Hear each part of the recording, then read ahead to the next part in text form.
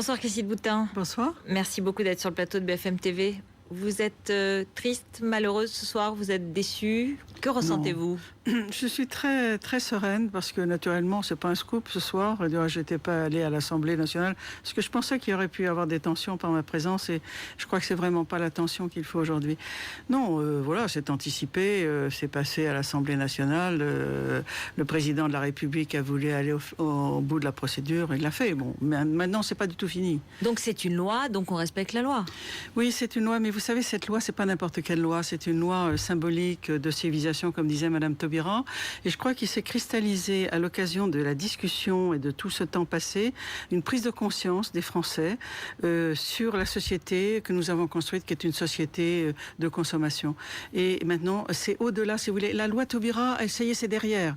C'est derrière. Oui, mais cette loi, on la respecte ou pas ? Elle est une loi. On respecte la légalité républicaine ou pas ? Tout à l'heure, j'ai entendu de légal ou immoral. C'est pas légal ou immoral, c'est légal ou légitime. Elle n'est pas légitime, cette loi, parce qu'elle violente les consciences. Donc voilà, ça va continuer. Et ce qui est surtout important, c'est que les Français ont vraiment pris conscience que la personne humaine devenait secondaire maintenant dans la construction de la société.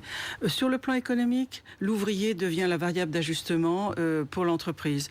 Le ventre des femmes va devenir objet de commerce. La GPA restera interdite, le président s'y est engagé. On va pas lancer de ce débat. Je voudrais qu'on écoute ensemble, puisque vous dites que la personne humaine devient secondaire. Oui. Écoutez ce que disait Christiane Taubira tout à l'heure, lorsqu'elle annonçait les dates des prochains mariages. Nous pensons que les premiers mariages seront déjà beaux et qu'il soufflera dans ce pays un souffle d'allégresse. Et ceux qui contestent aujourd'hui seront sûrement confus d'être saisis par l'émotion du bonheur des mariés et de la joie des familles. Les personnes humaines, elles vont être heureuses ce soir. Vous savez, je pense que moi, ce qui m'intéresse, c'est le plus fragile. Le plus fragile, c'est l'enfant. Mais répondez-moi là-dessus. Mais l'enthousiasme, écoutez, le palpitant qui bouge, Madame Taubira, bon, très bien, oui, on va pleurer de bonheur, très bien, mais on pleure. D'abord, tous les mariages sont pas heureux, vous le savez bien. Donc voilà. Mais ceux-là, ils peuvent être heureux. Non, mais c'est des effets de manche dans la. Non, ça ne me touche absolument pas. Les effets de manche de Madame Taubira, ça y est, c'est dépassé, ça m'a impressionné à un moment. Oui, mais les personnes, parce que c'est ça la question. Mais les personnes, eh bien moi je vous dis, le désir des adultes ne justifie pas que l'on les satisfasse obligatoirement par rapport au plus faible, qui est l'enfant. Or, on est en train de construire une société dans laquelle les enfants qui seront des adultes après-demain n'auront plus la possibilité de trouver leurs origines. Et je pense que nous construisons, mais ça n'ira pas. Parce que, je vous dis, la société va s'effondrer. C'est même plus le problème de M. Hollande, qui aujourd'hui a perdu toute crédibilité, comme tous les politiques. Ces hommes et ces femmes qui sont dans la rue, ces jeunes qui sont là, ne veulent plus entendre parler de politique. Le monde médiatique, le monde politique n'a pas compris ce qui était en train de se passer. Moi-même, je suis surprise. Vous êtes dépassée aussi. Oui, je ne pensais pas qu'il y aurait cet enthousiasme et cette mobilisation. Et elle est irréversible. Ce qui me frappe le plus, vous me parlez de violence souvent, mais en réalité, c'est la paix, les veilleurs. Quand vous voyez ces jeunes ou ces femmes, que je vais aller voir là maintenant, les merveilleuses, je vais aller les voir, qui sont là avec des bougies et qui disent non, résistance. Nous ne voulons plus de cette société qui a fait de nous des objets de consommation. Ça dépasse tout le monde. Et qu'on se réjouisse très bien, il y en a qui ont gagné en apparence, d'autres qui ont perdu. Mais ça n'a pas d'importance, ça. Ce qui est important, et moi je me bats depuis 30 ans pour ça, aujourd'hui, il y a une prise de conscience de la société française, nous ne voulons plus de cette société de consommation matérialiste.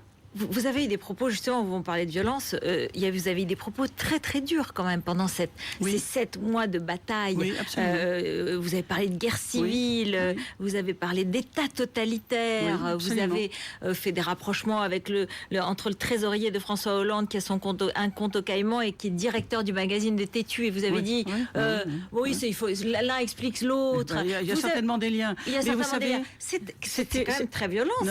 Si vous voulez, je ne vais pas revenir trop longtemps là-dessus. Mais sur la guerre civile, c'était une période où je pensais que le président de la République pouvait encore faire quelque chose, et je l'alertais sur la tension qui existait dans le peuple de France. Il n'a rien voulu écouter, il n'a rien entendu, c'est sa responsabilité. Mais maintenant, c'est même plus le problème de M. Hollande. C'est bien au-delà. Je veux dire, la guerre civile, je ne la souhaite pas, et c'était justement parce que je ne la souhaitais pas que je demandais au président de la République de prendre l'initiative. Il a décidé que non. Qu'est-ce qui va se passer maintenant, alors, puisque vous dites vous-même, vous avez été un peu, plus que surprise, même un peu débordée. quoi? Par Brigitte Bardot? Non, Brigitte, elle est comme elle est. Bon, elle est comme elle est. On vous a mis un peu en rivalité l'une et l'autre. Ça n'a pas marché. Ça n'a pas marché. Non, mais elle va faire un parti politique, il paraît. Mais ça n'a plus de sens, ça. Mais ça n'a plus aucun sens. Ce qui est certain, c'est que la France est en train de se lever et qu'il va y avoir une nouvelle France. Et moi, je trouve ça formidable. C'est un discours messianique, c'est un discours mystique. C'est pas un discours mystique, c'est la réalité. Mais regardez, ouvrez les yeux. Tout le monde est aveuglé par la réalité. Ces jeunes qui sont là, moi, je travaille pour eux depuis 30 ans pour qu'enfin ils se lèvent pour défendre des valeurs auxquelles je crois qui est la primauté de la personne humaine. Aujourd'hui, la personne humaine est devenue une variable d'ajustement et ça s'est cristallisé. La prise de conscience, ce texte a permis aux consciences de s'ouvrir. Et donc voilà. Alors comment ça va se passer? Je n'en sais rien. Je ne sais pas comment ça va se passer. Il y a des manifestations prévues le 5 mai. Le 5 mai. Le 26 mai. Le 26 mai. Et alors Jean-François Copé, il appelle à ce que ce soit une manifestation contre François Hollande. Plus mariage gay, plus contre François Hollande. Vous êtes d'accord? Moi, je vous dis, mais M. Hollande n'existe plus. Donc c'est pas le problème contre M. Hollande. Il n'existe plus. Non, M. Hollande n'existe plus, ou il ne va plus exister. Je veux dire, son autorité est complètement mise à mal, il n'a plus aucune crédibilité, ou alors il faut qu'il reprenne un peu d'initiative. Il faut peut-être qu'il se réveille, M. Hollande. Mais pour l'instant, il n'existe plus. Donc c'est pas du tout ça. Le 26 mai, ça va être effectivement le rassemblement de tous les mécontentements pour une France nouvelle. Voilà ce qui va se passer. Alors, chacun peut dire ce qu'il veut. Cette France nouvelle, quel profil elle a pour vous? Elle est une France catholique d'abord? Non, c'est une France dynamique, c'est une France créative, c'est une France qui croit dans son avenir. Quand j'entends ce matin que des entreprises françaises ont été cotées dans les 100 premières, il y a 4 entreprises françaises, 4 ou 8, je ne sais plus, entreprises françaises qui ont été classées dans les 100 plus dynamiques au plan mondial, je me dis, mais c'est absolument formidable, alors qu'on est tous atterrés, tristes, on est en train de battre notre couple parce qu'on ne sait plus où on va, les jeunes n'ont pas de boulot, les jeunes mais quel rapport avec le mariage pour tous ou pas pour tous? Le mariage pour tous, c'est la symbolique de la société de consommation que nous ne voulons plus. Voilà, c'est ça. Et qu'on soit catho ou pas catho, qu'on soit de droite ou de gauche, du reste. Ou droite ou d'extrême droite. De droite, d'extrême droite et d'extrême gauche. Vous savez, ça a fait beaucoup parler. Quand la gauche va avec M. Mélenchon et l'extrême gauche, tout le monde trouve ça très bien. Mais c'est appelé à se reproduire. Ruth, je vous le dis, Ruth, ce n'est plus le problème. Ce n'est plus le problème des partis, c'est plus le problème de droite et de gauche. La France est en train de se reconstruire. Et quoi, c'est une contre-révolution? C'est un anti-mai 68? Qu'est-ce que vous nous annoncez? Moi, je dis que c'est ce que je sens aujourd'hui, c'est une résistance pacifique à la Gandhi. Et contre le calme, rien ne peut l'effacer. Quand même, pacifique, il y en a qui vous diront, depuis plusieurs semaines, c'est bien l'inverse qui s'est passé. Il y a eu vraiment un sentiment de tension et de violence. Écoutez, franchement, il y a eu des jeunes couples homosexuels qui se sont sentis menacés, qui ont été agressés. Mais si vous saviez. Et c'est une réalité. Moi, je ne vous ai pas dit tout ce que j'ai subi pendant ces 6 mois. Enfin, franchement, naturellement que je dénonce les agressions qui ont pu être faites vis-à-vis des couples homosexuels. C'est scandaleux. Tout comme les couples hétérosexuels. Tout comme ma petite jeune qui a été poignardée dans le train à Coignères sur la ligne de train. Enfin, je veux dire, tout ça, c'est scandaleux. C'était un acte de délinquance. C'est grave, très grave. Oui. Mais là, il y a des discours politiques. Non, mais je veux pas comparer. Là, il y a des discours d'hommes politiques, de femmes politiques. Donc, il y a aussi peut-être une parole qui s'est libérée, des actes qui se sont libérés et qui sont coupables. Quels actes? On a parlé de violence. Quand on parle de violence, en général, pour les manifestations, on parle du nombre de voitures brûlées, de vitrines cassées. Il n'y en a eu aucune. Non, je parle des agressions de couples sortant du boîte de nuit. Ça n'était pas lié. Vous savez très bien, ceux de Lille, c'était des récidivistes. C'était des gens qui étaient homophobes, mais avant la loi sur le mariage gay. Il faut arrêter.